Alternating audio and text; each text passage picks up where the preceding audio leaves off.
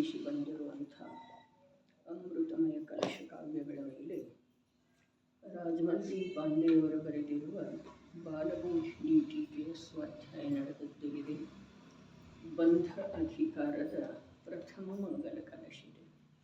ರಾಗೋದ್ಗಾರಮಹಾರಸೇನ ಸಕಲಂ ಕೃತ್ವಾ ಪ್ರಮತ್ತಂ ಜಗತ್ ಕ್ರೀಡಂತಂ ರಸಭಾವನಿರ್ಭರಮಃ ನಾಟ್ಯೇನ ಬಂಧಂ ಧೃತ ಆನಂದಾಮೃತ ನಿತ್ಯಭೋಜಿ ಸಹಜಾವಸ್ಥಾಂ ಸ್ಫುಟಂ ನಾಟ್ಯಯತ್ ಧೀರೋದಾರಮನಾಕುಲಂ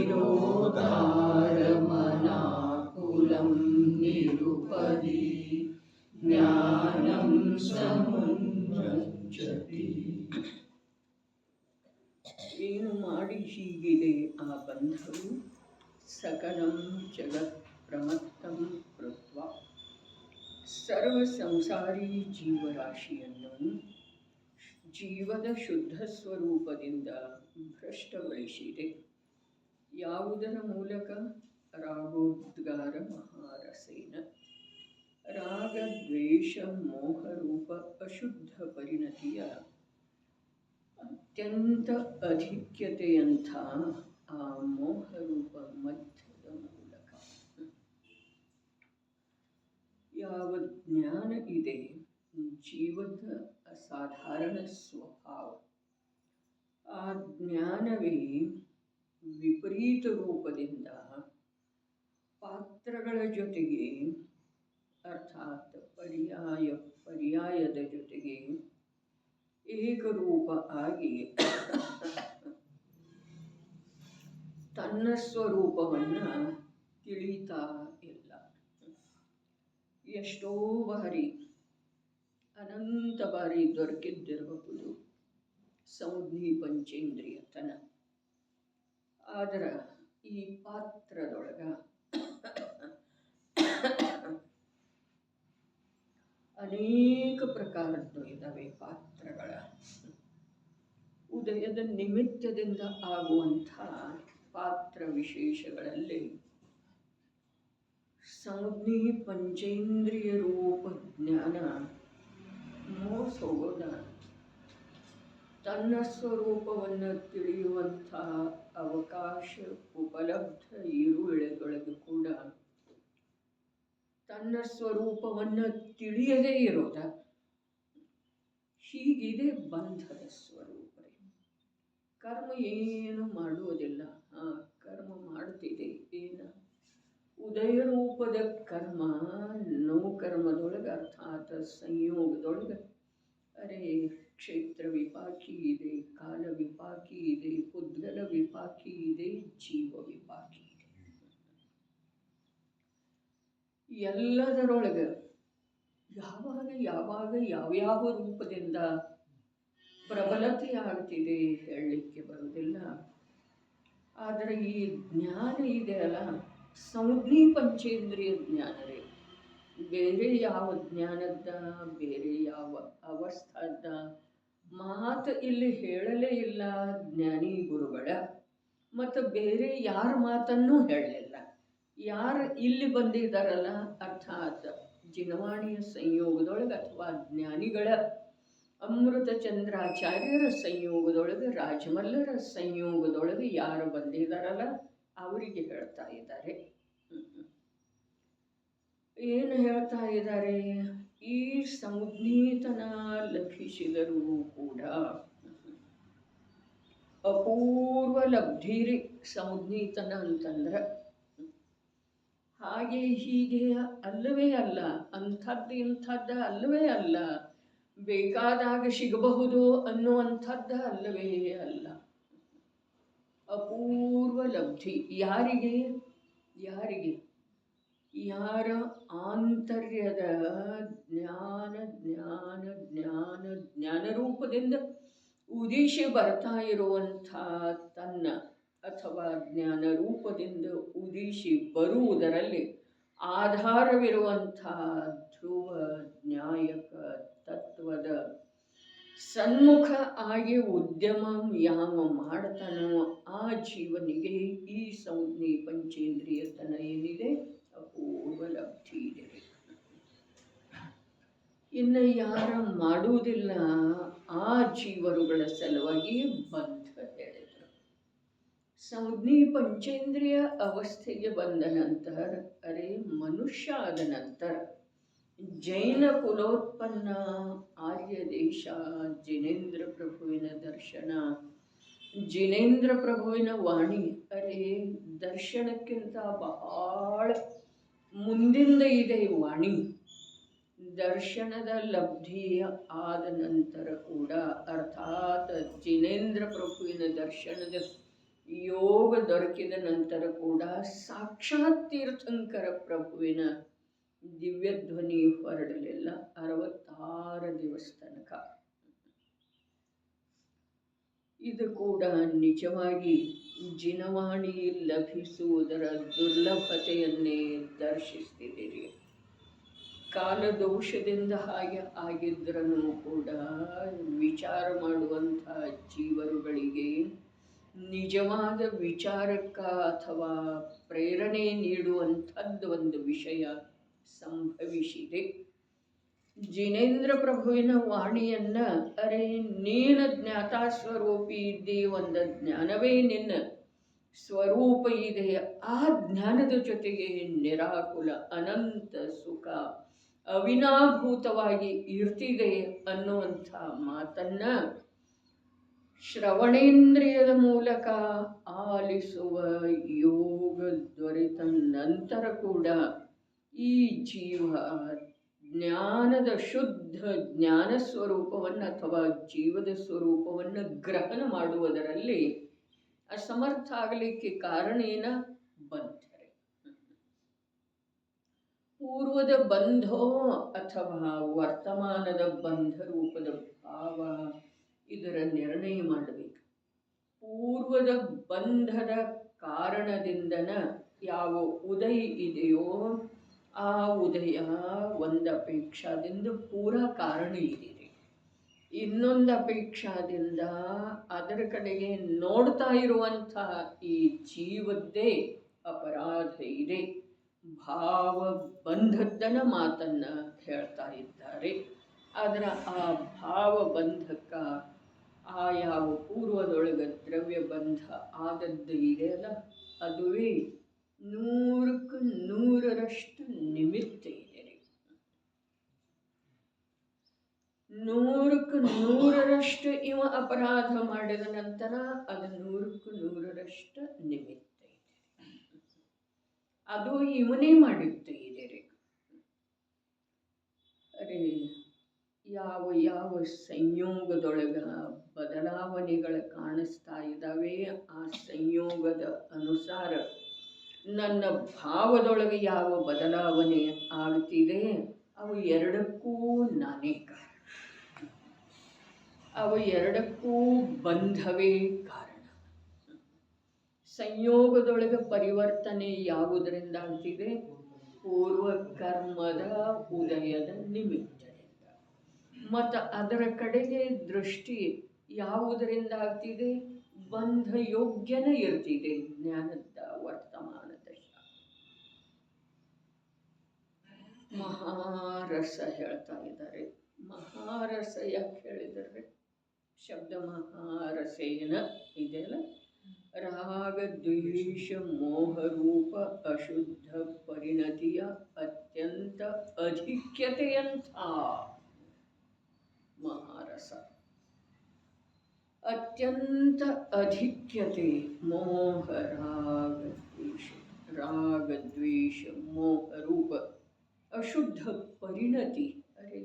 ಅಶುದ್ಧ ಪರಿಣತಿಯ ಅತ್ಯಂತ ಅಧಿಕತೆ ಇದೆ. ಅಧಿಕತೆ ಇರುವುದರಿಂದನ ಉತ್ಕೃಷ್ಟ ಸ್ಥಿತಿ ಬಂಧ ಆಗ್ತಿದೆ.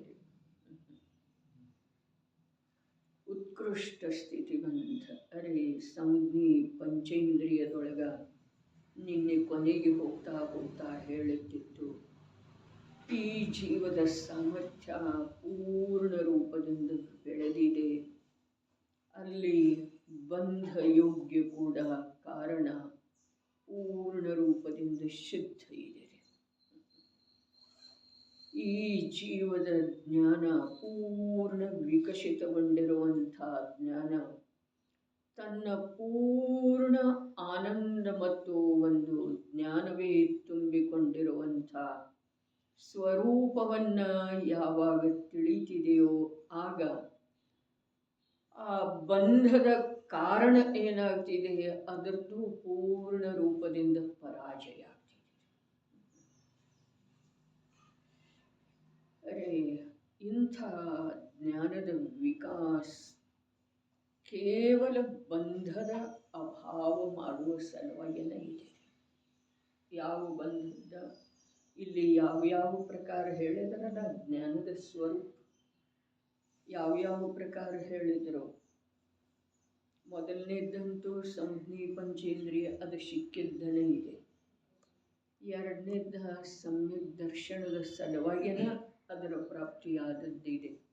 ಮೂರನೇದ ಐದನೆಯ ಆರನೆಯ ಗುಣಸ್ಥಾನ ಯೋಗ್ಯ ಚಾರಿತ್ರದ ಅಂಗೀಕಾರ ಮಾಡುವ ಸಲುವಾಗಿನ ಅದರ ಉಪಲಬ್ಧಿ ಆದದ್ದು ಇದೆ. ನಾಲ್ಕನೇದ ಶ್ರೇಣಿಯ ಆರೋಹಣೆ ಮಾಡುವ ಸಲುವಾಗಿನ ಅದರ ಉಪಲಬ್ಧಿ ಆದದ್ದು ಇದೆ. ಐದನೇದ ಸಿದ್ಧಾವಸ್ಥೆ ಪಡೆಯುವ ಸಲುವಾಗಿನ ಅದರ ಉಪಲಬ್ಧಿ ಆದದ್ದು ಇದೆ.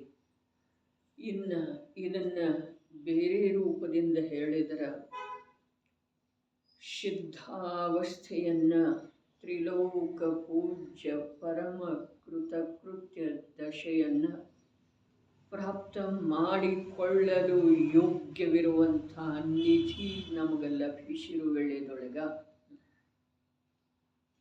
ಅಂಥ ಜ್ಞಾನ ನಮಗೆ ಪ್ರಗಟ ಇರುವೆಳೆದೊಳಗ ನಾವು ಬಂಧಯೋಗ್ಯ ಪರಿಣಾಮದಲ್ಲಿ ಸಿಲುಕಿಕೊಳ್ಳುವುದ ಇದರಂಥ ನಿಕೃಷ್ಟ ಕಾರ್ಯ ಇನ್ನೊಂದು ಯಾವುದೂ ಇಲ್ಲ.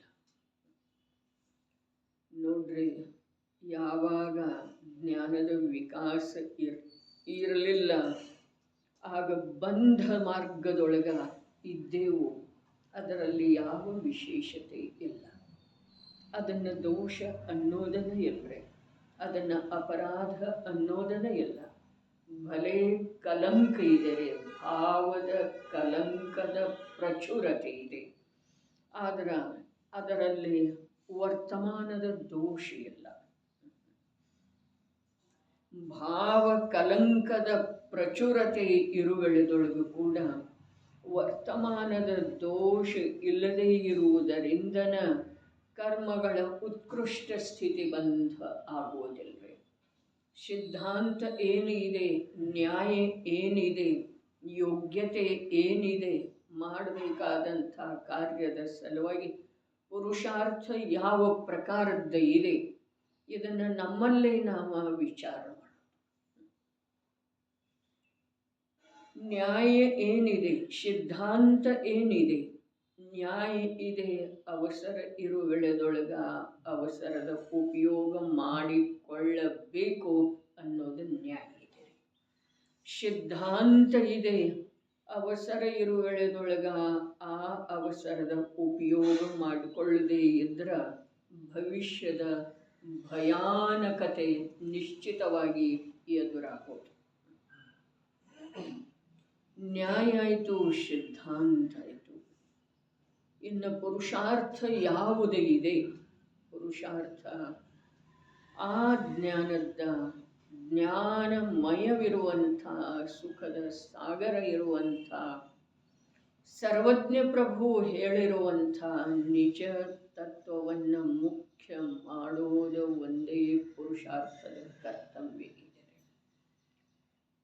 ಜಿನವಾಣಿಯೊಳಗ ಮನಸ್ಸನ್ನು ರಮಿಸುವಂಥದ್ದ, ಇಂದ್ರಿಯಗಳಿಗೆ ಮುದ ಕೊಡುವಂಥದ್ದ ಏನು ಇರುವುದಿಲ್ಲ. ಇರೋದನ್ನೇ ಇಲ್ಲ. ಮನಸ್ಸನ್ನು ರಮಿಸಿಕೊಳ್ಳುವ ಮತ್ತು ಇಂದ್ರಿಯಗಳನ್ನು ತುಷ್ಟಪಡಿಸುವ ಉದ್ದೇಶ ಯಾವ ಭಗವಾನ್ ಆತ್ಮನಲ್ಲಿ ಇದೆಯೋ ಆ ಭಗವಾನಾತ್ಮ ಬಂಧದ ಸಲುವಾಗಿ ನಿರ್ಭೀತ ಇದ್ದಾನೆ. ಇದಕ್ಕಿಲ್ಲಿ ಮಹಾರಸ ಹೇಳಿದರು. ಅಲ್ಲಿ ಪ್ರಚುರತೆ ಇರುವೆಳೆದೊಳಗೂ ಕೂಡ ಇಲ್ಲಿ ಮಹಾರಸ ಇದೆ. ಅಲ್ಲಿ ಪ್ರಚುರತೆ ಇದೆ ಭಾವ ಕಲಂಕದ್ದ. ಅಲ್ಲಿ ಯಾವ ರೀತಿ ವಿಚಾರ ಮಾಡೋದು, ಅಲ್ಲಿ ಪ್ರಚುರತೆ ಇದೆ. ನಿಗೋಧಾವಾಸವನ್ನ ಆ ಪ್ರಚುರತೆಯ ಕಾರಣದಿಂದ ಬಿಟ್ಟು ಕೊಡುವುದಿಲ್ರಿ. ಏನಿದೆ, ಭಾವ ಕಲಂಕದ ಪ್ರಚುರತೆಯ ಕಾರಣದಿಂದ ನಿಗೋಧವಾಸವನ್ನ ಜೀವಗಳ ಬಿಟ್ಟು ಕೊಡುವುದಿಲ್ಲ. ಇಲ್ಲಿ ಮಹಾರಸದ ಕಾರಣದಿಂದ ಜೀವಗಳ ಸ್ವಭಾವದ ಪ್ರಾಪ್ತಿ ಮಾಡಿಕೊಳ್ಳುವುದಿಲ್ಲ. ಯಾವುದು ಶ್ರೇಷ್ಠ ಇದೆ ರೀ? ಯಾವುದು ಶ್ರೇಷ್ಠ ಇದೆ? ಅಲ್ಲಿ ಭಾವಕಲಂಕದ ಪ್ರಚುರತೆ ಇರುವುದರಿಂದ ನಿಗೋಧಾವಾಸವನ್ನ ಬಿಟ್ಟುಕೊಡುವುದಿಲ್ಲ. ಇಲ್ಲಿ ಮಹಾರಸ ಅರ್ಥಾತ್ ರಾಗ ದ್ವೇಷ ಮೋಹದ ಅಧಿಕತೆ ಅಂತ ಯಾವ ಪರಿಣಮನ ಇದೆಯಲ್ಲ, ಅದರಿಂದ ಶುದ್ಧ ಸ್ವಭಾವದ ಪ್ರಾಪ್ತಿ ಆಗುವುದಿಲ್ಲ. ಯಾವುದು ಒಳ್ಳೆಯದಿದೆ ಅದೇನಿದೆ ವಿಚಾರ ಮಾಡುವುದ್ರೆ ಇದು ಪ್ರಶ್ನೆನೇ ಅಲ್ಲ, ಇದಕ್ಕೆ ಉತ್ತರ ಇಲ್ಲ. ಅದರ ಪ್ರಶ್ನೆನೇ ಇದೆ, ಇದಕ್ಕೆ ಉತ್ತರ ರೂಪದ ಪ್ರವೃತ್ತಿ ನಮ್ಮಲ್ಲೇ ನಡೆಯಬೇಕು. ಏನು ಹೇಳ್ತು? ಅದು ಭಾವಕಲಂಕದ ಪ್ರಚುರತೆಯ ಕಾರಣದಿಂದ ನಿಗೋಧಾವಾಸವನ್ನು ಬಿಟ್ಟುಕೊಡುವುದಿಲ್ಲ ಜೀವಗಳ. ಇಲ್ಲಿ ಮಹಾರಸ ರಾಗ ದ್ವೇಷ ಮೋಹರೂಪ ಅಶುದ್ಧ ಪರಿಣತಿಯ ಅಧಿಕ್ಯತೆಯಿಂದ ಶುದ್ಧ ಸ್ವರೂಪದ ಅನುಭವ ಮಾಡುವುದಿಲ್ಲ.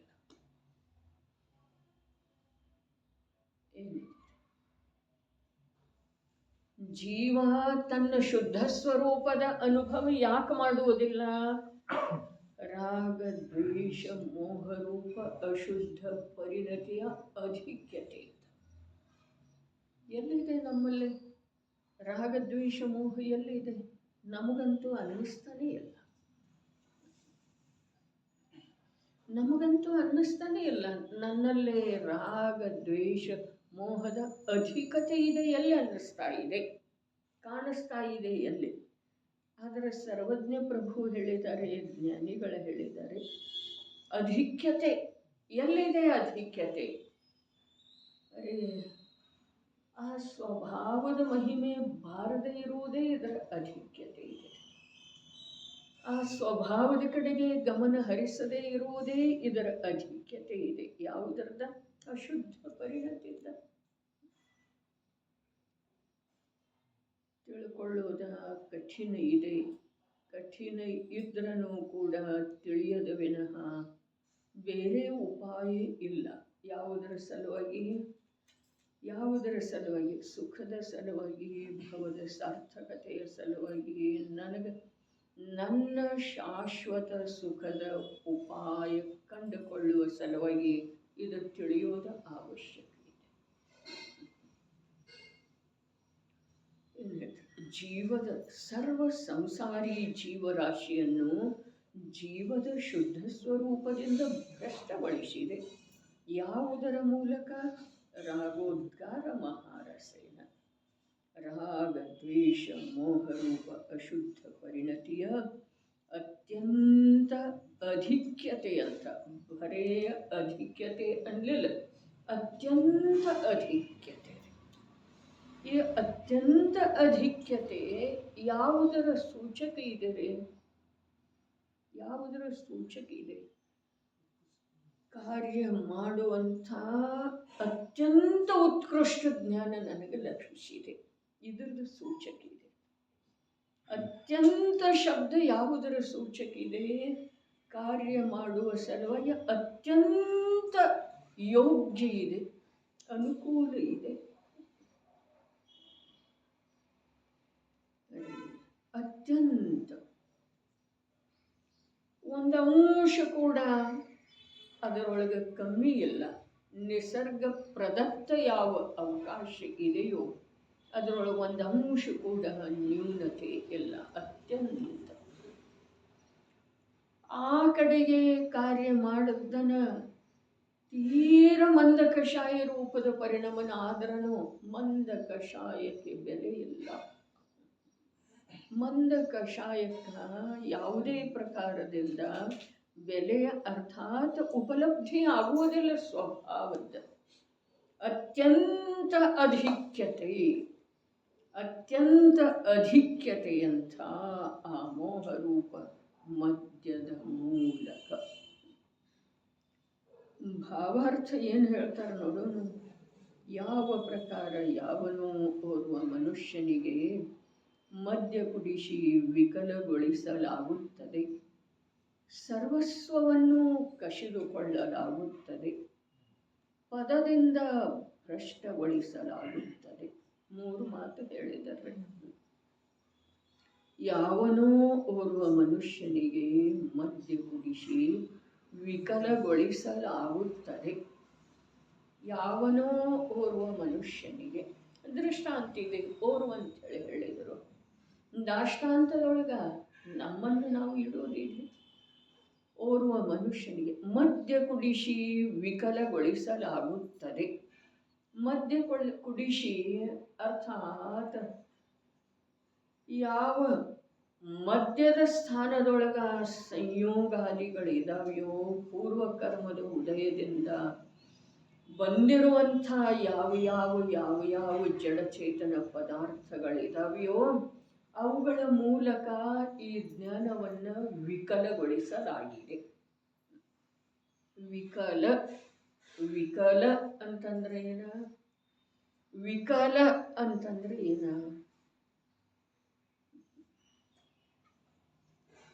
ಉನ್ಮತ್ತ, ಪ್ರಜ್ಞಾಹೀನ ಅಂತ ಯಾವ ಅರ್ಥ ಮಾಡ್ಕೊಳ್ತೇನೆ ವಿಕಲ, ಉನ್ಮತ್ತ, ಗರ್ವಿತ, ಉನ್ಮತ್ತ, ಮೋಹದಿಂದ ಉನ್ಮತ್ತ. ಯಾವುದನ್ನು ನೋಡಿ? ಜಡಚೇತನಗಳನ್ನು ನೋಡಿ. ವಿಕಲಗೊಳಿಸಲಾಗಿದೆ ಏನನ್ನ? ಈ ಜ್ಞಾನವನ್ನ. ಪುರುಷ ಅಂದ್ರೆ ಇಲ್ಲಿ ಜ್ಞಾನವೇ. ವಿಕಲಗೊಳಿಸಲಾಗಿದೆ ಯಾವುದರಿಂದ? ಈ ಎಲ್ಲ ಸಂಯೋಗಗಳಿಂದ. ಜಡ ಚೇತನ ಏನೇನು ಸಂಯೋಗದವರ ಅವುಗಳ ಮೂಲಕ ಈ ಜ್ಞಾನವನ್ನು ಏನು ಮಾಡಲಾಗಿದೆ? ವಿಕಲಗೊಳಿಸಲಾಗಿದೆ. ಉನ್ಮತ್ತ. ಇವು ಉನ್ಮತ್ತ ಆದ ಅಂತಂದ್ರೆ ದಾರಿ ತಪ್ಪತ್ತಂದ್ರಲ್ಲ. ಉನ್ಮತ್ತ ಆದ ಅಂತಂದ್ರೆ ದಾರಿ ಇಲ್ಲದೆ ಆಗುವ. ಉನ್ಮತ್ತ, ವಿಕಲಗೊಳಿಸಲಾಗಿದೆ. ಆಮೇಲೆ ಅವನು ಉನ್ಮತ್ತ ಆದ ಅಂತಂದ್ರೆ ಏನು ಗೊತ್ತೇ ಇಲ್ಲ.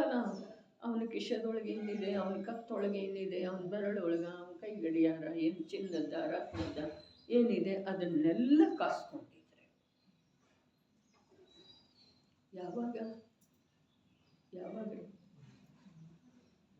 ಸಮಯಕ್ಕೆ ಈ ಸಂಜ್ಞೆ ಪಂಚೇಂದ್ರಿಯ ದಶೆಯೊಳಗೆ ಸಮಯಕ್ಕೆ ಇವನನ್ನು ಮದ್ಯ ಕುಡಿಸಿ ವಿಕಲ ಇವನಿಗೆಲ್ಲ ಇವೆಲ್ಲ ತೋರಿಸಿ ಕೊಟ್ಟಿದ್ದಲ್ಲ. ಯಾವುದು? ಪೂರ್ವದ ಬಂಧರಿ ಏನು ತೋರಿಸಿಕೊಟ್ಟಿದೆ? ಈ ಮನೆ ಮಹಲ, ಜ್ಞಾನಿ ಪುತ್ರ, ಆಜ್ಞಾಧಾರಿ ಪತ್ನಿ, ಸುಂದರ ಪತ್ನಿ, ಇದನ್ನೆಲ್ಲ ತೋರಿಸಿಕೊಟ್ಟಿದೆ. ಅದರಿಂದ ಇವು ವಿಕಲಾಗಿದ್ದಾನ್ರಿ.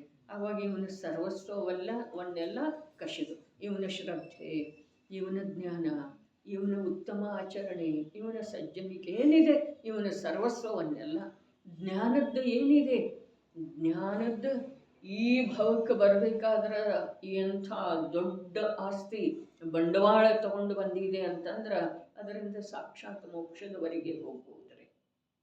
ಅಂಥದ್ದು ಬಂಡವಾಳ ತಗೊಂಡು ಬಂದದ್ದಿದೆ ನಿಧಿ. ಅದನ್ನೆಲ್ಲ ಏನು ಮಾಡಿತು? ಈ ಸಂಯೋಗಗಳನ್ನು ದೊರಕಿಸಿ ಇವನನ್ನು ಉನ್ಮತ್ತಗೊಳಿಸಿ ಆ ನಿಧಿಯನ್ನೆಲ್ಲ ಕಸ್ಕೊಂಡ ನಂತರ ಅಷ್ಟಕ್ಕೆ ಮುಗಿಲಿಲ್ಲ ಅದರ ಕಾರ್ಯ. ಮುಂದೇನು ಮಾಡಿದ್ರೆ ಪದದಿಂದ ಭ್ರಷ್ಟ. ಯಾವ ಪದದಿಂದ? ಸಂಜ್ಞಿ ಪಂಚೇಂದ್ರಿಯ ಬಹಳ ಉತ್ತಮ ರೀ. ನಿಜವಾಗಿ ನಿಜವಾಗಿ ನಿಜವಾಗಿ ಸಂಜ್ಞಿ ಪಂಚೇಂದ್ರಿಯ ಪದದಿಂದ ಭ್ರಷ್ಟ ಮುಗಿತರಲ್ಲ. ಇನ್ನೇನಿದೆ?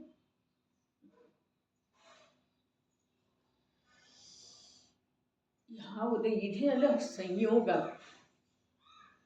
ಒಂದು ಸ್ವಲ್ಪ ಮತ್ತೆ ಪುನಃ ತಂದುಕೊಳ್ಳೋದು ಜ್ಞಾನದ ಭೂಮಿಕೆಯೊಳಗೆ. ಇವು ತಗೊಂಡು ಬಂದದ್ದು ಎಂಥ ನಿಧಿ. ಅದನ್ನು ಖರ್ಚು ಮಾಡಿ ಇವೇನಾಗಬಹುದಾಗಿತ್ತು? ಲೋಕದ ತುದಿಗೆ ಹೋಗ್ಬೋದಾಗಿತ್ತು.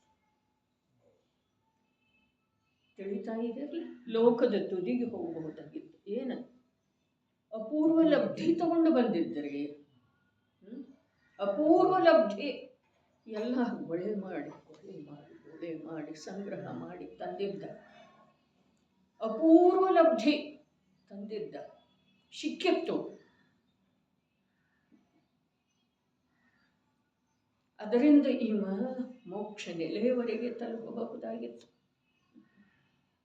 ಮೋಕ್ಷ ನೆಲೆಯವರೆಗೆ ತಲುಪಬಹುದಾಗಿತ್ತು. ಆದರೆ ಇವನನ್ನು ಏನು ಮಾಡಿತು? ಆ ಸಂಯೋಗಗಳೆಲ್ಲ ಪೂರ್ವಕರ್ಮ ಏನು ಮಾಡಿತು? ಅರೇ ಜ್ಞಾನದ ಸಂಪಾದನೆ, ಜ್ಞಾನದ ವಿಕಾಸ ಇವು ತಾನು ಮಾಡಿದ್ದನ್ನಬಹುದು. ಒಟ್ಟಿನಲ್ಲಿ ಇವನಿಗೆ ಸಿಕ್ಕಿತ್ತಂದ್ರೆ ಲಾಟ್ರಿ, ಅಪೂರ್ವ ಲಬ್ಧಿ ಸಿಕ್ಕಿತ್ತು. ಆ ಅಪೂರ್ವ ಲಬ್ಧಿಯೊಳಗೆ ಏನೇನ ಅಂಥೇಳಿ ಹೇಳಲೇ ಒಂದ್ಸಲ. ಏನೇನು ಅಂಥೇಳಿ ಅಪೂರ್ವ ಲಬ್ಧಿಯೊಳಗೆ ಏನೇನ ಅಂಥೇಳಿ ಜೋಡಿಸಿದ್ರ ಲಿಸ್ಟ್ ನಿಮ್ಮಷ್ಟಕ್ಕೆ ನೀವು ಕೂತಲ್ಲೇ ಬುದ್ಧಿಯೊಳಗೆ ಜೋಡಿಸಿಕೊಳ್ಳ್ರಿ. ಅದನ್ನು ಲೇಖನಿಯ ಮೂಲಕ ಬರಿತಾ ಹೋಗ್ರಿ. ಏನೇನು ಸಿಕ್ಕಿದೆ, ಏನೇನು ಸಿಕ್ಕಿದೆ ಅಪೂರ್ವ. ಈ ಮೊದಲೆಂದೂ ಇವು ಎಲ್ಲವುಗಳ ಸರ್ವ ಪ್ರಕಾರ ಸೇ ಅವಸರ. ಅದನ್ನು ತಂದಿದ್ದಲ್ಲ, ಆ ಲಬ್ಧಿ ಎಂಥದ್ದಿತ್ತು? ಸಾಕ್ಷಾತ್ ಸಿದ್ಧನವರೆಗೆ ಒಯ್ಯುವಂಥದ್ದು. ಸಿದ್ಧನ ಮಾಡೋದಿರ್ತಾರೆ, ಬೇರೆ ಯಾವ ಸಿದ್ಧನ ಹತ್ರ ಒಯ್ದು ತಲುಪಿಸುವಂಥದ್ದಲ್ಲ, ಸ್ವಯಂ ಇವನನ್ನ ಸಿದ್ಧ ಮಾಡುವಂಥದ್ದು. ಅದರ ಜೊತೆ ಮತ್ತಿನ್ನಿತರ ಇದ್ವಲ್ಲ ಅವ ಕರ್ಮ, ಅವೇನು ಮಾಡಿದವ್ರಿ? ಅವ ಸುಂದರ ಪತ್ನಿ, ಐಶ್ವರ್ಯ, ಮನೆ,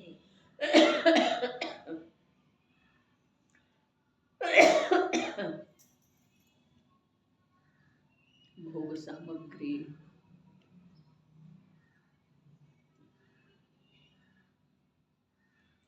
ಅವುಗಳಲ್ಲಿ ಇವೇನಾದ ಬುದ್ಧಿ ವಿಕಲ ಆಯ್ತು, ಭ್ರಷ್ಟ ಆಯ್ತು, ಕೆಟ್ಟಿತ್ತು, ಮೊಸರಾಯ್ತಲ್ಲ. ಶುದ್ಧವಾದ ಅಮೃತ ಸದೃಶ ಹಾಲೇನಾಯಿತು? ಕೆಟ್ಟದ ಹಾಲ ಒಂದೊಂದು ಸಲ ಏನಾಗ್ತಿದೆ? ಕಹಿ ಆಗ್ತಿದೆ.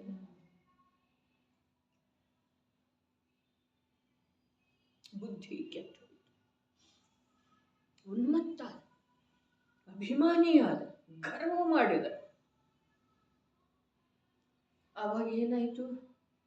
ಇವನ ಸರ್ವಸ್ವವನ್ನೆಲ್ಲ ಕಸಿದುಕೊಳ್ಳಲಾಯಿತು.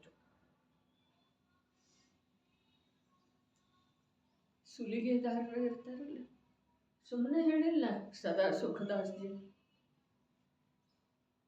ಸುಲಿಗೆದಾರರ ಸಮೂಹವು ಏಕತ್ರಿತವಾಗಿದೆ. ಸುಲಿಗೆದಾರರು ಯಾರು? ಇದೇನು ಇದೆಯಲ್ಲ ಸಂಯೋಗ, ಎಲ್ಲ ಜಡ ಚೇತನ, ಎಲ್ಲ ತಾ ಅದನ್ನು ಕತ್ತೊಳಗೇನು ಕಾಣಿಸ್ತಾ ಇದೆಯಲ್ಲ, ತಾ ನಕಲಿ ಇದೆ, ಅದ ಇರ್ಲಿ, ತಾದ ಚಿನ್ನದ ವಾಚ್, ತಾದ ವಜ್ರದ ಉಂಗುರ, ಬಿಚ್ಚಿದ ಬಟ್ಟೆ, ಬೆಲೆ ಬಾಳುವುದಿದೆ, ಬೆಲೆ ಬಾಳುವ ಬಟ್ಟೆ ಬಿಚ್ಚಿದನು. ಅರ್ಥಾತ್ ನಿರೋಗಿ ಶರೀರ, ಸುಂದರ ಶರೀರ ರೋಗಿ ಆಯಿತು, ಕುರುಪಾಯಿತು, ನಿಶ್ಶಕ್ತಾಯಿತು, ಎಲ್ಲ ಮುಗೀತು. ಕೊನೆಗೆ ಪಥಭ್ರಷ್ಟ, ಅರ್ಥಾತ್ ಪದದಿಂದ ಭ್ರಷ್ಟ, ಸಂಜ್ಞಿತನವನ್ನು ಕಸ್ಕೊಂಡು ಅಲ್ಲಿಯವರೆಗೆ ಬಿಡಲಿಲ್ಲ. ಮೊದಲು ಉನ್ಮತ್ತ ಮಾಡಿತ, ಆಮೇಲೆ ಒಂದೊಂದು ಒಂದೊಂದು ಒಂದೊಂದು ಒಂದೊಂದು ಎಲ್ಲ ಕಚ್ಕೊಳ್ತು. ಹಿರಿಯರ ಸೇವೆ, ಪತಿಯ ಸೇವೆ, ಮಕ್ಕಳ ಸೇವೆ, ಮೊಮ್ಮಕ್ಕಳ ಸೇವೆ, ಸ್ಕೂಲಿಂದ ಕರ್ಕೊಂಡು ಬರೋ ಮೊಮ್ಮಗನ,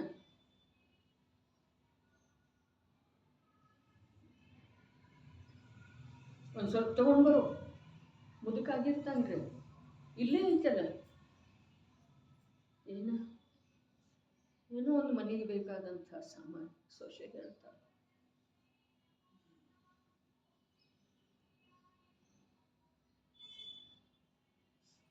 ಕೊನೆಗೇನು ಎಲ್ಲವೂ ಮುಗಿದ ನಂತರ ಪದದಿಂದ ಭ್ರಷ್ಟ. ಸಂಜ್ಞೆ ಪಂಚೇಂದ್ರಿಯ ಪದ ಎಷ್ಟು ಕಾಲದವರೆಗೆ ಭ್ರಷ್ಟರ ಉತ್ತರ ಏನೋ ಸರಿಯಾಗಿ ಬಂತು. ಎಷ್ಟು ಕಾಲದವರೆಗೆ?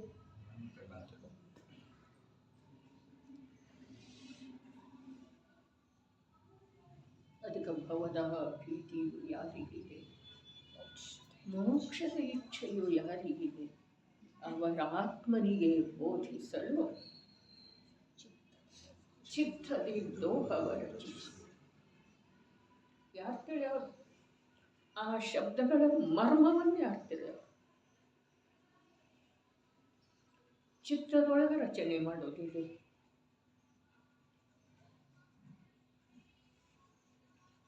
ಚಿತ್ತದೊಳಗೆ ದೋಹ ರಚನೆ ಮಾಡೋದಿದೆ. ಅರ್ಥಾತ್ ಆ ದೋಹದ ಭಾವ ಏನಿರ್ತಲ್ಲ ಅದನ್ನು ಚಿತ್ತದೊಳಗೆ ಏಕೀಕೃತ ಮಾಡೋದು, ಒಂದು ಮಾಡೋದಿದೆ, ಅಭೇದ ಮಾಡೋದಿದೆ.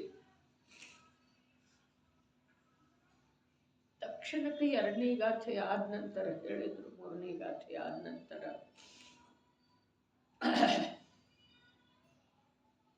ಯೋಗಿಂದು ದೇವ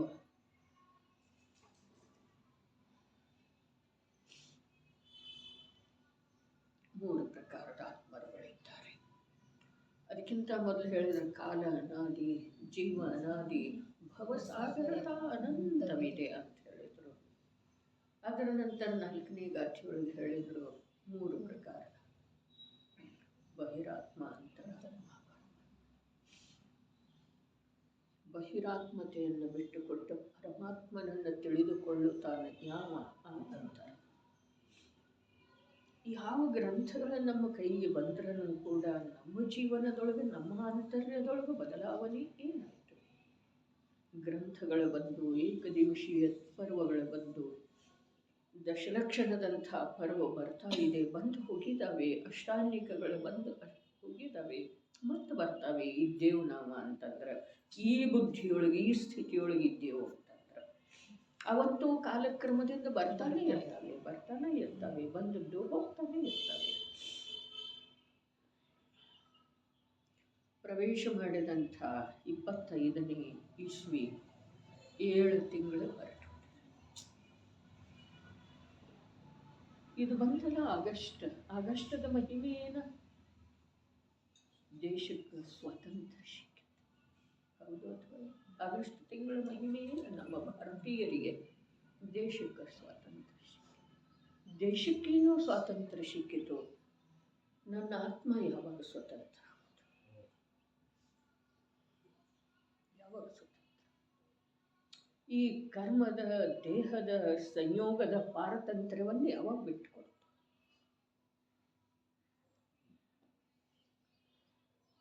ಬಿಟ್ಟುಕೊಡುವ ಅವಸರ ಯಾವುದು?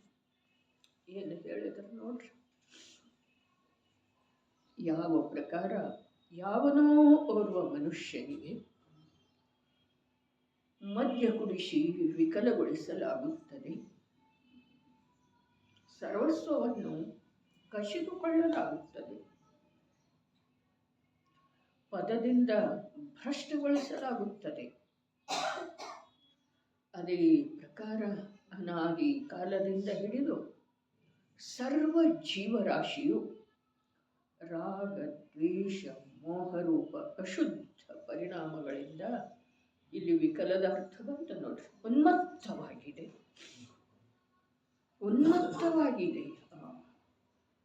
ಅದರಿಂದ ಜ್ಞಾನಾವರಣಾದಿ ಕರ್ಮಗಳ ಬಂಧವಾಗುತ್ತದೆ, ಸರ್ವಸ್ವ ಕಸ್ಕೊಳ್ಳೋದಂದ್ರೆ ಏನ್ರಿ ಭರತ್ವಾಗಿ? ಸರ್ವಸ್ವವನ್ನು ಕಸ್ಕೊಳ್ಳೋದು ಉನ್ಮತ್ತಾಗೋದರ್ಥ ಆದ ಬುದ್ಧಿಯನ್ನು ವಿಕಲಗೊಳಿಸಿತಾಕರು.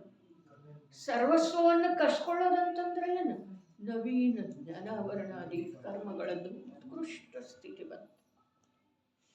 ಸಂಜ್ಞಿ ಪಂಚೇಂದ್ರಿಯದಲ್ಲೇನ ಆಗ್ತಿದೆ.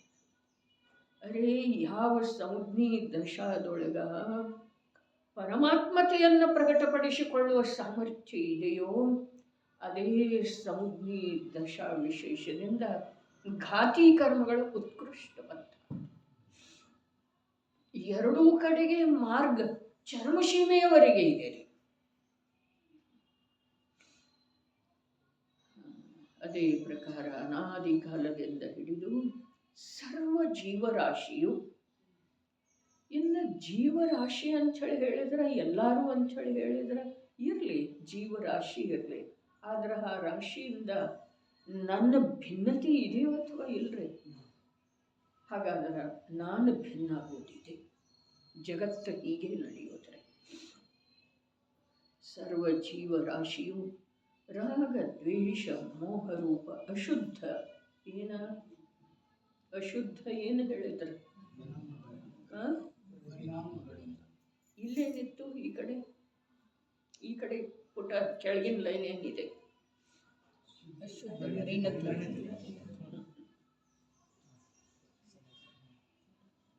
ಭಾವಾರ್ಥದೊಳಗ ಅರೆ ಟೀಕಾಕಾರರ ಮಹಿಮಾ ಎಷ್ಟು ಇದೆ, ಟೀಕಾಕಾರರ ಪ್ರತಿಭಾ ಎಂಥದ್ದು ಇದೆ. ಶಬ್ದದಲ್ಲಿ ಇಲ್ಲದೇ ಇರುವಂಥ, ಶಬ್ದದೊಳಗೆ ಪ್ರಗಟ ರೂಪದಿಂದ ಕಾಣಿಸದೇ ಇರುವಂಥ ಭಾವವನ್ನು ಪ್ರಕಟಪಡಿಸುವುದರ ಹೆಸರು ಟೀಕಾ ಇದೆ. ಪರಿಣತಿಗೆ ಮತ್ತು ಪರಿಣಾಮಕ್ಕೆ ಏನು ವ್ಯತ್ಯಾಸ ಇದೆ? ಪರಿಣತಿಗೆ ಮತ್ತು ಪರಿಣಾಮಕ್ಕೆ ಏನು ವ್ಯತ್ಯಾಸ ಇದೆ?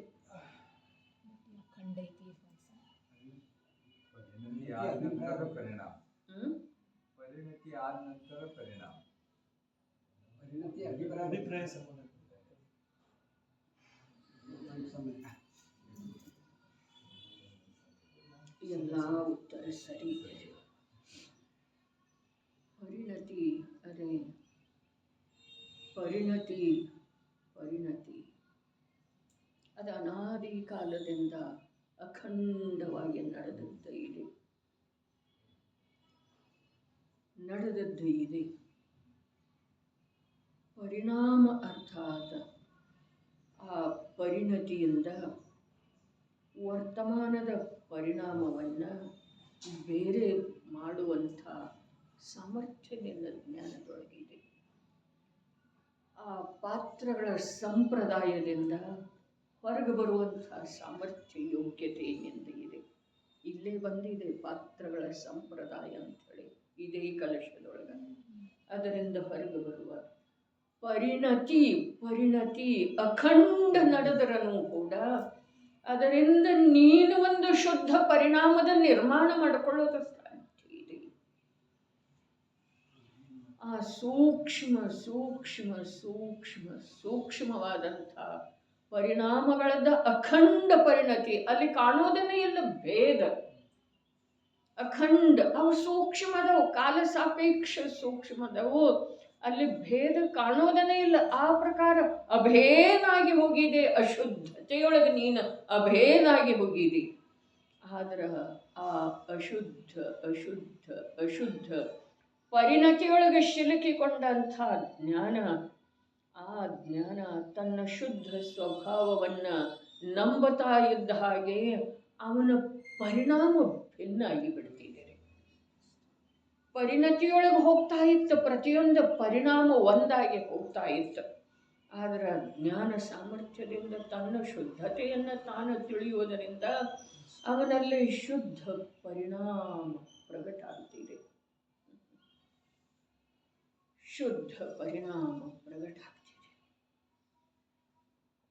ಸರಿ, ಈ ಸಂಜ್ಞೆ ಪಂಚೇಂದ್ರಿಯ ಅಂತಂದ್ರೆ ಪರಿಣತಿಯೊಳಗೆ ಒಂದಾಗಿ ಹೋಗ್ತಾ ಇರುವಂಥ ಪರಿಣಾಮಗಳನ್ನು ಬೇರೆಯಾಗಿ ತಿಳಿಯುವಂಥ ಸಾಮರ್ಥ್ಯ.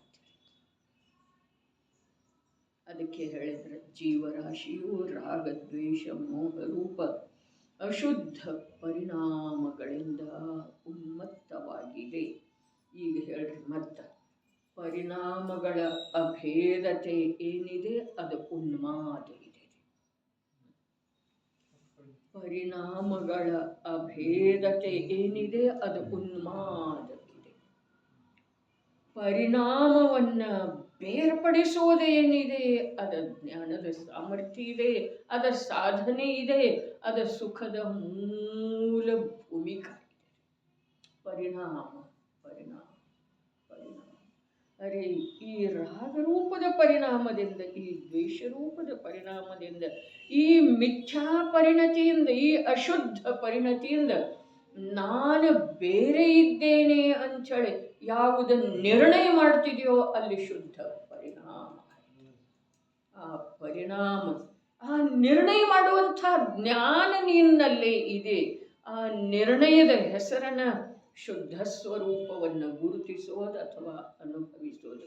ಗುರುತಿಸದೇ ಇರೋದೇನಿದೆ ಅದು ಉನ್ಮಾದ ಇದೆ ರೀ. ಅದು ಉನ್ಮಾದ, ಅರ್ಥಾತ್ ಉನ್ಮಾದ ಅಂತಂದ್ರೆ ನಶ.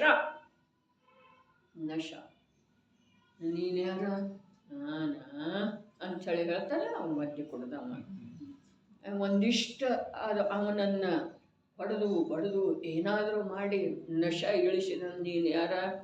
ನಾನಲ್ಲಿ ಹುಲ್ಬತ್ತಿ ಕಾಲನಿಯೊಳಗೆ ನನ್ನ ಮನೆ ಇದೆ, ನಾನು ಇಂಥ ಹೆಸರನ್ನ ಅಂಥೇಳಿ ಹೇಳ್ತಾನೆ.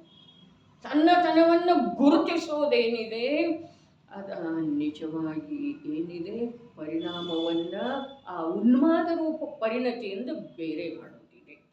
ಆ ಬೇರೆ ಮಾಡುವಂಥ ಶಕ್ತಿ ನಿನಗಿದೆ. ಆ ಬೇರೆ ಮಾಡುವಂಥ ಕಾರ್ಯದ ಸಲುವಾಗಿ ನಿನಗಿದೆಲ್ಲ ಸಿಕ್ಕಂತ ಇದೆ.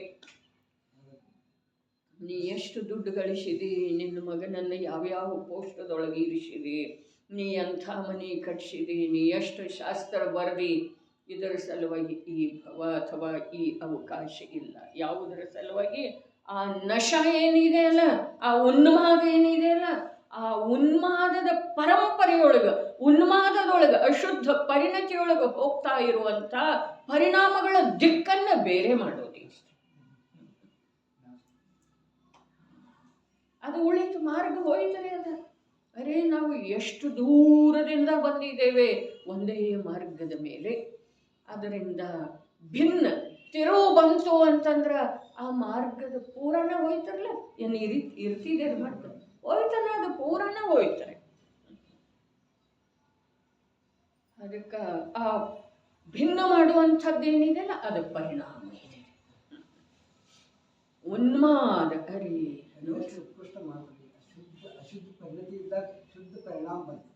ಶುದ್ಧ ಸ್ವಭಾವವನ್ನು ತಿಳಿಯೋದೇನಿದೆ ಅದು ಶುದ್ಧ ಪರಿಣಾಮದ ಉತ್ಪತ್ತಿಗೆ ಕಾರಣ ಆಯ್ತಾರೆ. ಮಾರ್ಗ ರಚನೆ ಬೇರೆ ಆಯಿತು ಅಂಥೇಳಿನ ಶುದ್ಧ ಜ್ಞಾನಿ ಜ್ಞಾನರೂಪ ಭಾವಗಳ ಭವನ ಮಾಡ್ತಾನೆ. ಅಜ್ಞಾನಿ ಅಜ್ಞಾನರೂಪ ಭಾವಗಳ ಭವನದ ನಿರ್ಮಾಣ ಮಾಡಿ. ಅದರೊಳಗೆ ಏನಿಲ್ರಿ, ಸತ್ ಅಸತ್ತದ ಹೇಳ್ತಲ್ಲ 32ನೇ ಸೂತ್ರದ ಯಾರಾದರೂ ನೋಡಿದರೆ ಏನು ಹೇಳಿದರು? ಅಸತ್ ಯಾವುದಕ್ಕಂದ್ರು, ಸತ್ ಯಾವುದಕ್ಕಂದ್ರು? ಸದಸತೋರ ಇದೆ. ಅದು ಉಮಾಸ್ವಾಮಿ ಆಚಾರ್ಯ ದೇವರದ ಸೂತ್ರ ಗ್ರಂಥ. ಸತ್ ಯಾವುದು ಹೇಳಿದರು? ಧ್ರುವ ಶುದ್ಧ ದ್ರವ್ಯ ರೂಪ ಏನಿದೆ ಅದು ಸತ್. ಇದು ಅಸತ್ಯ ಯಾಕೆ ಹೇಳಿದರು? ಒಂದು ವಾಕ್ಯ ಕೊನೆಗೆ ಹೇಳಿದರು, ಇದು ಬಿಟ್ಟು ಕೊಟ್ಟರೆ ಹೋಗುವಂಥದ್ದು ಇದೆ.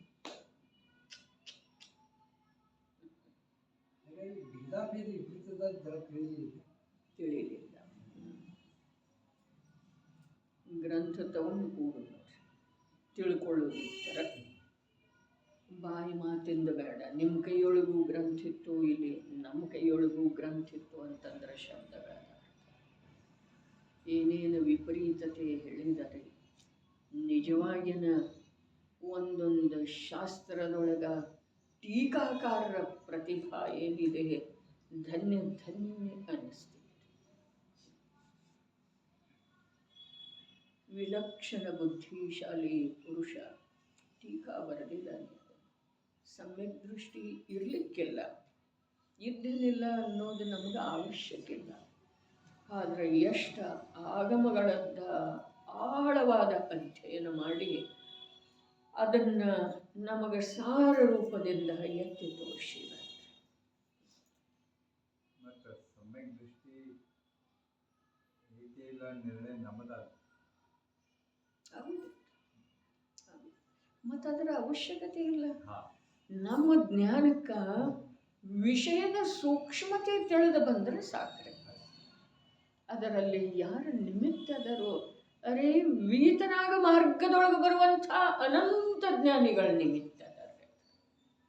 ಅದಕ್ಕೆ ಸಮೂಹ ಸಮುದಾಯ ರೂಪದಿಂದ ಪ್ರತ್ಯೇಕ ಅದೇನಿದೆಯಲ್ಲ, ನನಗಂತೂ ಈಗ ಅದು ಬುದ್ಧಿಯೊಳಗಿಂದ ಮರೆಯಾಗೋದು ಸಾಧ್ಯನೇ ಇಲ್ಲ. ಸದ್ಯಕ್ಕೆ ಹ್ಯಾಗ ನಮಸ್ಕಾರ, ಪ್ರತಿಯೊಬ್ಬರಿಗೂ ಹ್ಯಾಗ ನಮಸ್ಕಾರ, ಪ್ರತ್ಯೇಕವಾಗಿ ಹ್ಯಾಗ ನಮಸ್ಕಾರ ಮಾಡ್ರಿ ನಮ್ಮ ಕುಂದು ಪ್ರಭು.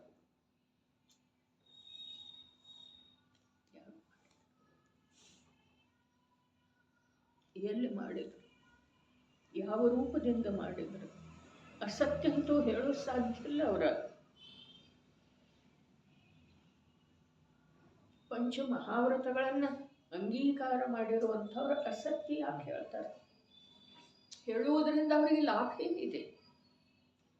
ಅದರ ಸಲುವಾಗಿ ಸಾಮಾನ್ಯ ಸಜ್ಜನ ಪುರುಷನ ಲಕ್ಷಣ ಹೇಳುವೆಳೆದೊಳಗೆ ಕೂಡ ಅಪ್ರಯೋಜನಭೂತ ಸತ್ಯ ಮಾತಾಡುವುದಿಲ್ಲ ಅಂತ ಹೇಳ್ತಾರೆ ಸಾಮಾನ್ಯ ಸಜ್ಜನ. ಅವರಂತೂ ಎಂಥ ಮಹಾಪುರುಷರೇ, ಮಹಾವ್ರತಗಳನ್ನು ಅಂಗೀಕಾರ ಮಾಡಿರುವಂಥವ್ರು. ಭಗವಾನ್ ಸದೃಶ.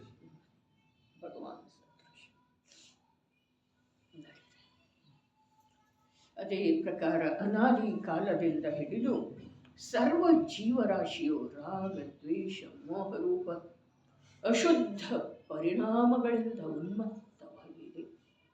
ಅದರಿಂದ ಜ್ಞಾನಾವರಣಾದಿ ಕರ್ಮಗಳ ಬಂಧವಾಗುತ್ತದೆ. ಅರೆ ಸಂಜ್ಞಿ ಪಂಚೇಂದ್ರಿಯದೊಳಗ ರಾಗದ್ವೇಷ ಮೋಹರೂಪ ಅಶುದ್ಧ ಪರಿಣಾಮದಿಂದ ಉನ್ಮತ್ತ ಆಗೋದ ಕಲಂಕ ಇದೆ. ಅದರ ನಂತರ ಎಲ್ಲಿ ಜ್ಞಾನಾವರಣಾದಿಗಳ ಬಂಧವನ್ನು ಸರ್ವಥಾ ನಿರಸ್ತಗೊಳಿಸೋದಿದೆ, ಅಲ್ಲಿ ಬಂಧ ಮಾಡಿಕೊಳ್ಳುವುದ ಇದು ಅತ್ಯಂತ ಅವಮಾನಾಸ್ಪದ ಕಾರ್ಯ ಇದೆ. ಅಂಥ ಬಂಧವನ್ನು ಶುದ್ಧ ಜ್ಞಾನದ ಅನುಭವವು ನಾಶ ಮಾಡುವಂಥದ್ದಿದೆ. ಇದೇನು ಹೇಳಿದ್ರು ಅದರ ವಿರುದ್ಧ ಇದು ಆಗತಾ ಇದೆ, ಇದು ಸತ್ಯ. ಆದರೆ ಇದನ್ನು ಆಗದೇ ಇರುವಂಥ ಕಾರ್ಯ, ಅದನ್ನು ಆಗದೇ ಇರುವ ಹಾಗೆ ತಡೆಯುವ ಸಾಮರ್ಥ್ಯ ನನ್ನ ಜ್ಞಾನದೊಳಗಿದೆ. ನನ್ನ ಶತ್ರು ಯಾರೂ ಇಲ್ಲ. ಶ್ರಾವಕಾಚಾರದೊಳಗೆ ಹೇಳಿದ್ದಾರೆ, ಮೂರು ಕಾಲ ಮೂರು ಲೋಕದೊಳಗೆ ಮಿಥ್ಯಾತ್ವದಂಥ ಶತ್ರು ಈ ಜೀವದ ಸಲುವಾಗಿ ಸಮ್ಯಕ್ತ್ವದಂಥ ಮಿತ್ರ ಬೇರೆಯ. ಅಂಥ ಬಂಧವನ್ನು ಶುದ್ಧ ಜ್ಞಾನದ ಅನುಭವವು ನಾಶ ಮಾಡುವಂಥದ್ದಿದೆಯಾ? ಆದುದರಿಂದ ಶುದ್ಧ ಜ್ಞಾನವು ಉಪಾದೇಯವಿದೆ. ಶುದ್ಧ ಜ್ಞಾನ ಯಾವಾಗ ಉಪಾದೇಯ ಆಗುತ್ತಿದೆ, ಆವಾಗ ಏನಾಗ್ತಿದೆ? ಬಂಧದ ನಿರೋಧ.